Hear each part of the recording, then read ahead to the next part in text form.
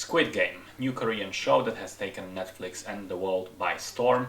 I think it's already been confirmed that it is the most popular TV show in the history of this streaming platform, which is quite impressive and interesting if you consider the fact that it's not an American production, but rather a Korean one. I think there are a couple of factors at play here. First of all, it seems that in recent years, the Korean culture has been quite focused on its ability to export itself out of the country and get more exposure this way. I mean, prime example has been K-pop, which like 15 years ago seemed quite outlandish in Western mainstream, whereas now it seems like it found a mass of fans outside of Asia as well. A similar thing is happening, and I think will be even more noticeable in the coming years with movies and shows, such as Squid Game.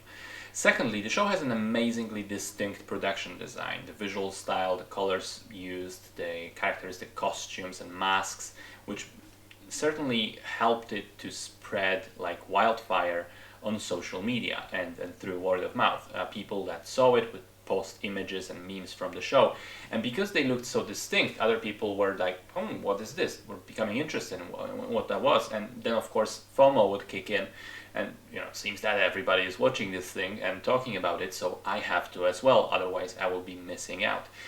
And finally, the third reason I think is that the show's setting and storyline resonates quite heavily with the current climate of economic inequality, of distrust in authorities, but also society as a whole, in its ability to take care of people within it, and the cutthroat realities of people who face financial struggles.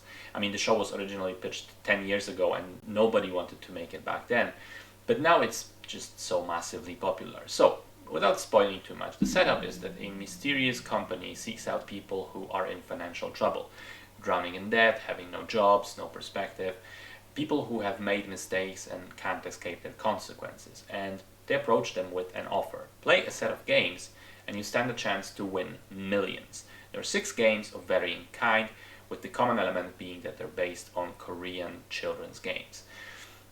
What the contestants don't know initially is that failure means death, so it becomes this Hunger Games scenario where you have to survive first and foremost and then figure out ways to win the actual games. Now, this is a setup that has been done time and again in various media, and there is something enticing about it, to be sure. In many ways, we as the audience become the rich VIPs from the show who are watching with glee as the contestants murder one another directly or indirectly.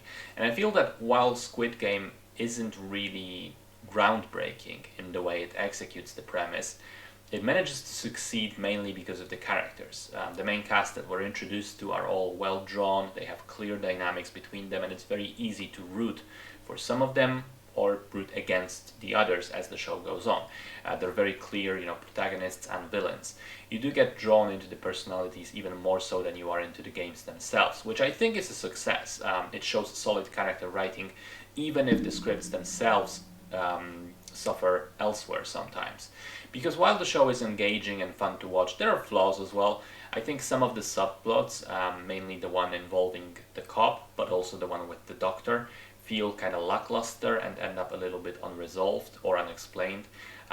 Some other revelations, like the reveal from the final episode, feel a bit like a stretch. Plus, I felt that that particular reveal, a plot twist, undermines one of the most powerful moments from the show, where the main protagonist does something terrible to stay alive.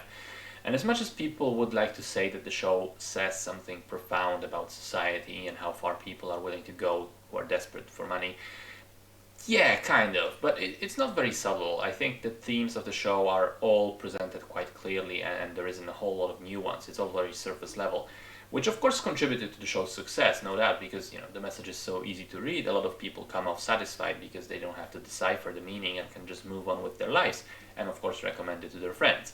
Easily digestible entertainment, as it were. I personally would have enjoyed it a little bit more if the narrative was more subtle, perhaps more layered. Because when something becomes this popular, naturally my expectations are set quite high, so I would have loved it to be more brilliant. Also, I did mention production design earlier on. I think that this part of the show is quite amazing. I mean, the costumes, the masks, the facility where contestants live and play, the games, all the different rooms, the uniforms, and the masks of the henchmen, the VIP room with human furniture. I think there's a lot to hang your eyes upon, and it's certainly one of the more memorable elements of the entire show. Overall, I think Squid Game is solid, but not as brilliant as some people would have you believe. It explores some interesting themes and does so through well written characters, and on the other hand, it presents its thesis and message in a relatively simple and easy to read way, which some people will take as a weakness, but others know that as strength.